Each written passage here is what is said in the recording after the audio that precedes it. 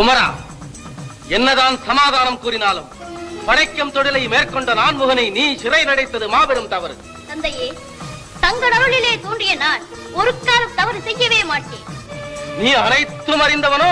தங்களால் ஆக்கப்பட்ட சாஸ்திரம் வேதம் சகலமும் அறிந்தவன் நான். அப்படியானால் வேதத்திற்கு உன்னால் பொருள் கூற முடியுமா? கேட்பதற்கு நீங்கள் தயாரானால் சொல்வதற்கு எனக்கு தடையில்லை.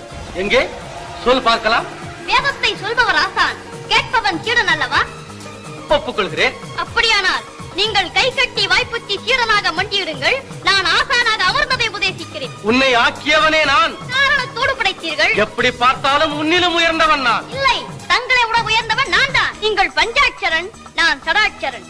சிவாய நமவென்று உங்களுக்கு 5 எழுத்து, சரவண பவ என்று எனக்கு 6 எழுத்து. போதுமா? சீடனே, அமரு.